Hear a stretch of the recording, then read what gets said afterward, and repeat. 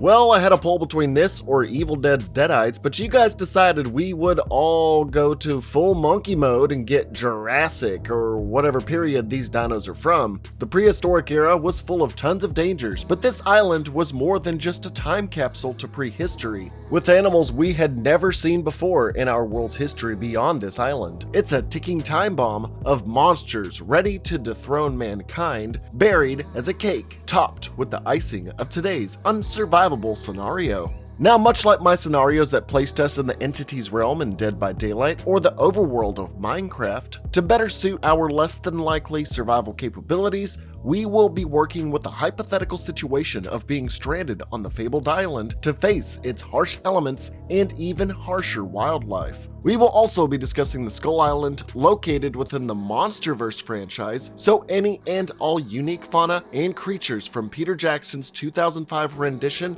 all the way to the original 1933 film will not be covered today. But if you want that covered later on, just hit me up in the comments. Today, we discuss the skull crawling in my skin.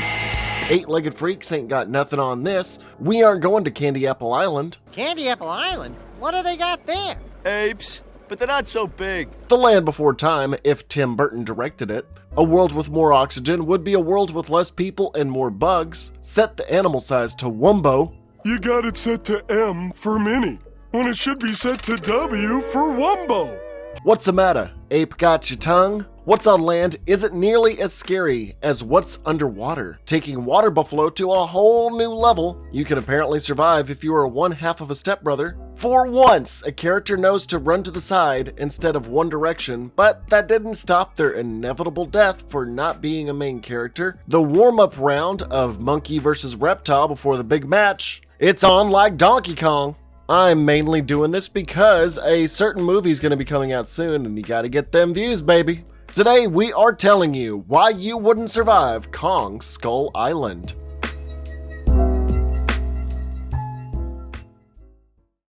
Now, out in the South Pacific reaches of the ocean lies an island in the shape of a human skull, full of dense jungles and forests, wide open plains, thick swamplands, and high-reaching mountains. A veritably diverse ecosystem all its own. Much like the World War II American and Japanese pilots that crash-landed on the island, we will be putting you in their stead, on your lonesome, with nothing but the clothes on your back and whatever wit and survival skills you know. If you want to escape by either sailing out or flying away via a makeshift boat or awaiting a helicopter rescue, well, the sea surrounding the landmass is completely encircled by a massively destructive storm cell. Attempting to maneuver and weather this litany of natural disasters will be impossible to withstand, ranging from dangerously high winds, torrential downpours, possible relentless hail, constant crackling lightning, and even forming tornadoes to doom any Skull Island refugees to a watery grave. But of course, remaining on land isn't going to be an easy feat either. Assuming the land is cracked open to reveal the most bloodthirsty of its inhabitants beneath its surface could have you snatched up quickly by the highly predatory and deadly of Skull Island's denizens, the Skullcrawlers. Voracious and unrelenting reptile-like beasts that stand on only two forelimbs with a whip-cracking finned tail at its backside, usually slithering around on the snake-like portion of its body to travel at high speeds. They are given their trademark names by the skull-like growth covering a majority of their face, despite their eyes not actually being in the skull formation but behind it. They act purely in a hypervore nature, attacking and consuming all life they approach outside their own species, by either ripping prey apart with their powerful jaws adorned with hundreds of sharpened teeth, lassoing smaller victims from afar with its chameleon-like tongue into their maw to either chomp them in half or swallow them whole, or even using their prehensile tongue to wrap around large enemies to incapacitate them so it can sink its teeth in their frame or flesh, and its tail acting in a similar manner, being used to wrap around foes to ensnare them and either crush them or toss them aside, while also having enough force to literally punt a nearly 200-pound man hundreds of meters away. They range in a wide variety of sizes, most likely dependent on their age and possibly gender, sizing up to anywhere between 12 to 95 feet tall. Their hardened flesh and almost exoskeleton-like physique allows them to withstand heavy amounts of damage, even from consistent mounted machine gun fire, heavy exposure to open flames, and repeated physical assaults with trees, boulders, and fists by giant apes. Within that hard skull lies a semblance beyond an animalistic instinct, being aware and intelligent enough to know when one soldier was willing to allow himself to be eaten with a live grenade in hand. Knowing of this suicidal tactic, the Skullcrawler was shown to back away and instead knock the soldier hundreds of yards away and let himself die in vain, Michael Bay style.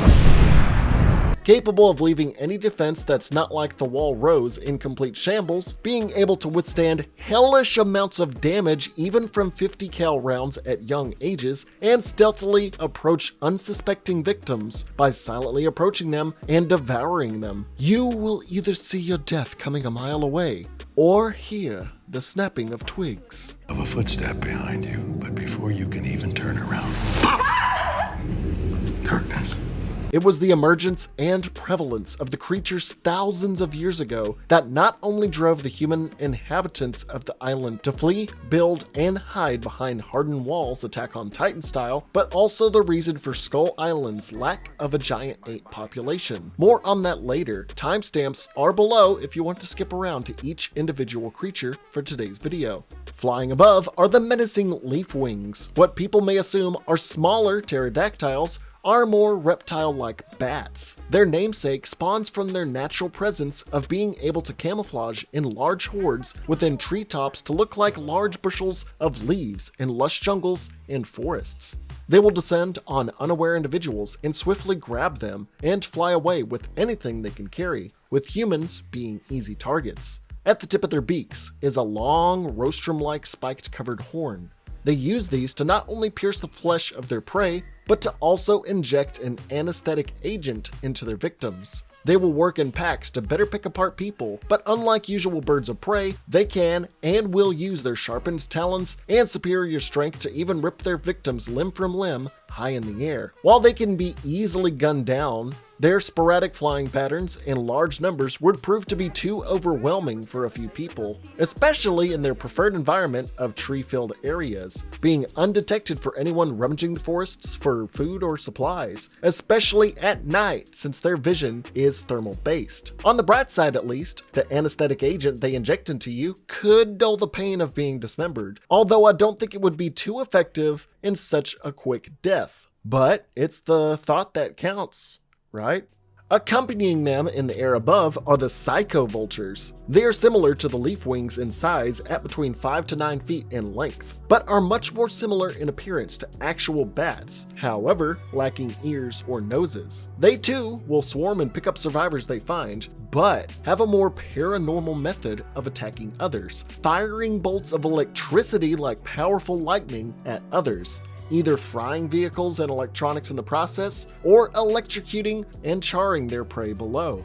Returning to land, forests can be home to predators of elusive nature. While moving through thickets of bamboo-ridden areas, you may notice a bulbous shadow casting overhead. As you look up, one of these bamboo trees will descend down upon you so fast, piercing your body wholly and killing you near instantly. This is the mother Longlegs. Reaching a height of over 20 feet, these giant spiders will use their bamboo-like legs to blend in with the surrounding environment and stand still within thickets as they await prey to wander unknowingly beneath them. From there, using the spear tippings of its legs to impale survivors, it will inject a highly toxic venom into their bodies and thereafter absorb the innards of their prey, attaining any nutrients they can in the process through their legs. Their underbelly also hosts a number of tendrils that will latch onto prey beneath them, attempting to drag them up towards its body to swallow them whole into its open stomach. On top of all of that, it has crab-like claws, 2 giant ones it uses to pincer and snap prey. Despite being arachnophobia incarnate, they do have 2 notable weaknesses, with their bamboo legs being so scrawny and considerably weak and thin, making them easily cuttable by any bladed or sturdy enough weapon, causing them to plummet to the earth after they have broken and to be easily extinguished while on the ground. They also, like a majority of arachnids, have poor vision, so must rely on sound vibrations and touch to seek out their prey, and in stressful or sporadic situations will most likely just blindly stab at you, giving you time to dodge. Mother Longlegs also get their name for being an only female species that asexually reproduces, allowing their numbers to never dwindle. While one of these creatures can be easy to disperse in packs of people, being alone is not recommended, cause if you're in its grasp without a proper machete or bladed weapon, could lead you to being either stabbed by Mommy Spider, chopped in half by her big, meaty claws, or vored by tentacles like some sort of hentai that I totally have never watched in a million years. For real, don't look at me that way. Look at this thing instead. Look, whoa, holy shit, look at that thing. Taking a note from the Mommy Longlegs, another insectoid creature blends in with its environment by pretending to be fallen tree trunks, using bark as parts of its epidermis, similar to a natural armor. Stretching out over 50 feet long, a slug-like parasite will dwell within its wooden carapace and attack any smaller prey that has approached it and attempt to devour them with its bone-crushing jaws. If their prey is swallowed whole, its body's natural digestive lining of protein-rich sap will slowly dissolve the victim until their person is converted into a crystalline amber dropping. You will literally be eating the slug in a log down by the river and turned into amber poop. Now, speaking of down by the river, swamps and mires will also be home to dangerous threats. And I'm not talking jolly green ogres who just want some peace and quiet. No sirree, Bob, no, calamari is on the menu of death and reverse consumption.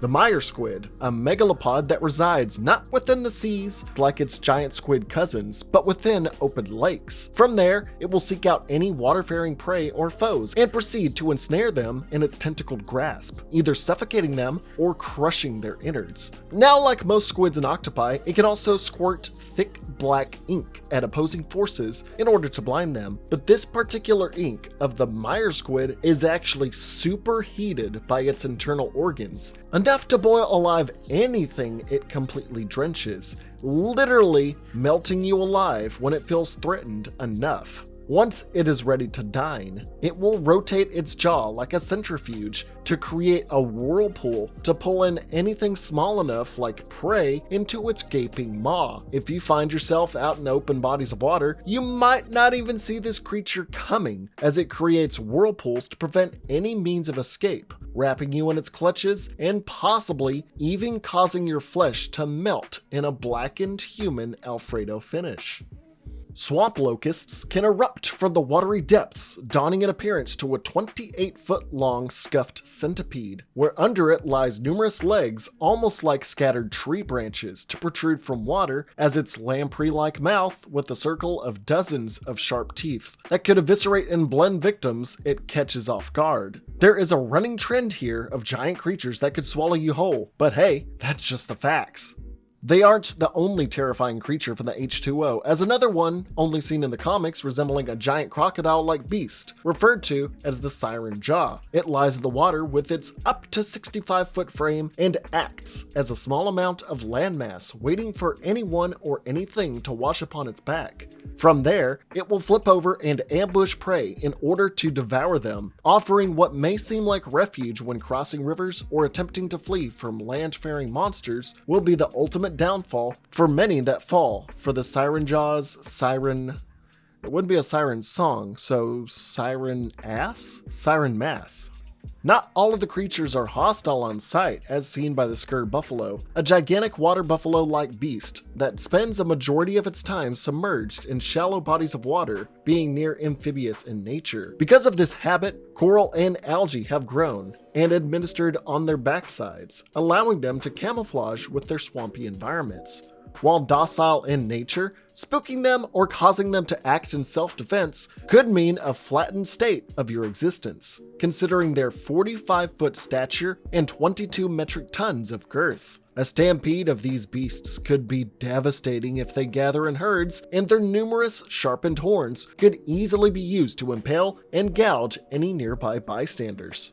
Returning to hostility and giving dino lovers what they want, considering there isn't a T-Rex-like creature that was prominent in other Skull Island media, especially the 2005 King Kong, we get a velociraptor-like beast known as the Death Jackal. Looking like velociraptors of Jurassic Park-esque lore, with sharpened claws on their hands and feet with stabbing teeth. They have slight variations, most notably the spiky hair-like fibers lining its spine that are razor sharp. Although biologically more akin to canines, they will be similar to the Skullcrawlers in their voracious appetites, attacking and attempting to eat anything they come across, especially those of its own species, preferring to cannibalize each other if food is scarce. Standing between 6 to 12 feet high, they are seen to work in packs when a source of food is within range, and will work to rip apart victims and dismember them in moments. Being able to chase you down with ease and rip your jugular and bathing in your blood, avoiding even one of these raptor doggos will probably be out of the question for you unless you have enough cardio under your belt. But then again, you'd have to be twice as fast as Usain Bolt to avoid them. Researchers have stated that their beyond violent nature will never be satiated as they continue to eat and kill anything they set their sights on, and only seemingly fulfilled in their pursuits when they have killed one of their own. And reigning at the apex ruler of the island, what you have been probably waiting for, stands the king himself, Kong, but more specifically, its race and its former capabilities. For you see, hundreds of years before humans even discovered the island, a race of apes, just like Kong, existed and semi-prospered on the island. However, because of the emergence and drastically violent nature of the Skullcrawlers, the ape population was at a long-lasting war against the vicious reptiles, eventually all dying to their enemies, as King Kong's parents had sealed him in a cave to protect him, as Kong still witnessed his parents be eaten alive by the Skullcrawlers, growing a deep resentment at this species. It was not until King Kong grew to be 31.6 meters tall and 158 tons thick that he emerged and waged war against the current Skullcrawlers, easily killing them left and right with his natural fighting prowess, strength, and bulk. Driving them back underground from whence they came, it's no small feat for one gorilla to drive another entire species to relocate. King Kong and his race tended to not attack people unless they were provoked, like in the movie, where they were dropping seismic charges to map the island, and those charges brought back the Skullcrawlers from underneath, and it pissed off King Kong, so he came to attack. Or when people are directly attacking him or other docile animals on the island, as he coexists with anything that is not purely a carnivore. It could be easy to see numerous giant apes being provoked, or maybe just you being crushed by them in the midst of one of their drawn out and climactic fights. King Kong was shown to bear a high amount of intelligence, understanding when humans were about to pull a move that would kill or at least severely wound him. King Kong and his race can quickly ascertain the strengths and weaknesses of their foes during their confrontations, and its fight with the Mire Squid grabbing its tentacles to consume it, or grabbing the biggest Skullcrawler's tongue and ripping out its innards by his tongue in one pull. King Kong and his race can rip trees from their roots, strip them of their branches, and use them as either melee weapons to bash the living hell out of larger foes, or throw the trees like javelins to pierce and destroy flying objects like the Leafwings or helicopters. King Kong, and possibly his ancestors, command a dominant presence on their island, with their bellowing roars causing a majority of wildlife to flee at the sound of his voice. The giant gorilla can climb the sides of cliffs, dash across countrysides, and swiftly strike any enemy so quickly, showcasing how high its natural abilities and agility and acrobatics are.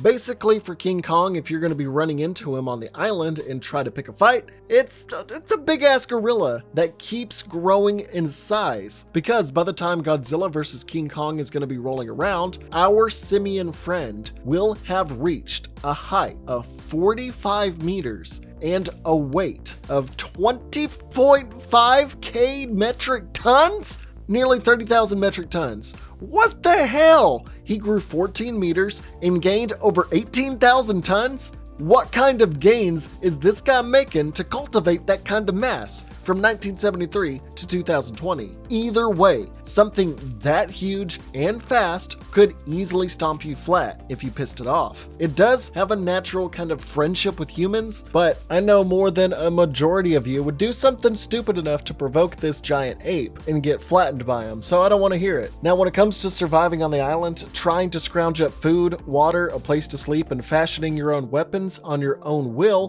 be a nigh impossible endeavor, with the wildlife of the island constantly at your back and above your head, while the night sky will be Keanu Reeves levels of breathtaking with its aurora borealis. Aurora borealis. At this time of year, at this time of day, in this part of the country, localized entirely within your island. Yes. Of course, finding and making peace with the island's only human population, known as the Iwi tribe, with high-standing walls, would probably be your only semi-safe bet of survival. But that would require you actually getting there without being stomped flat or eaten whole. That, and if you make it there, your personality and state of mind will come into play as well. If you arrive without the plot device of Dr. Stephen Brule, Hank, or whatever John C. Reilly's name is this, I can't stand the guy, but if it's not the plot device to have him there to teach this group of people that only spoke in facial features and body language a good chunk of English, you could accidentally send them the wrong message, or you may accidentally stoke their fears by causing a violent act that could cause them to act in retaliation and try to kill you. Of course, this tribe isn't prone to absolute murder and cannibalism as the tribes of Peter Jackson's King Kong were, and mainly stay on the island as just a group of people attempting to live with ancient weapons like spears and rocks to fight back the brutal nature of the island. Of course, trying to survive in forests and swamps with all the deadly creatures is going to be nigh impossible with the kind of weapons that you make, so just trying to survive against them is impossible. But there's also areas with noxious gas that if you cause fire will make everything explode and you will die in a fire-induced mess. Now, it is theorized that more deadly and gigantic creatures like the bloodied Icarus tigris, a giant tiger, or the vine strangler, a giant insect that can strangle you to death, or the noted magma turtle with blood that reaches lava heat temperatures. All these kinds of animals and more, these monsters, these kaijus, walk these lands as well. And there could be even more emerging as we return to the island to discover the origins of the kaijus that have awoken across our globe, with the island emitting a geothermal gigantism effect on wildlife. If you do find yourself living on Skull Island, either on your lonesome or living in coexistence with the Iwi, who's to say the inevitable all-out war of kaijus returning to Skull Island wouldn't spell death for you, considering the emergence of King Ghidorah sent mostly all kaijus into a murderous rage emerging from the earth, even sending the Skullcrawlers in a murderous frenzy more so than usual. And who knows what else out of the many kaijus and monsters that riddle the Monsterverse that Godzilla had established would come and try to destroy you. But that will be the topic of another video, possibly in the near future. If you want me to discuss the Godzilla Kaiju verse or a whole nother topic in general, let me know in the comments. I'll probably hold off on the Evil Dead Why You Wouldn't Survive till it's closer to the new game's release date later this year. What other Why You Wouldn't Survive scenarios would you want me to cover? Did I get something wrong or not go over enough? Let me know. Every comment, positive or negative, supports the channel and the algorithm. Like and subscribe if you enjoyed today's venture into Skull Island, and if you want to support the channel, you can do so video purely by liking and subbing. That's all I'm really asking for. But if I want to shill, and if you want to donate, you can, and you will get on this monkey level list here, from being a longtime donator to a Patreon patron where you can see my videos before anyone else. Don't say anything. A YouTube channel member, or just donating during my weekly live streams. Thanks to Wisefish for editing today's video. Click one of the links above to see more. And as always, stay happy, stay healthy, release the beast, and stay wow. By the way, Godzilla would totally beat King Kong's ass, but don't tell Roanoke we're working on a video about that.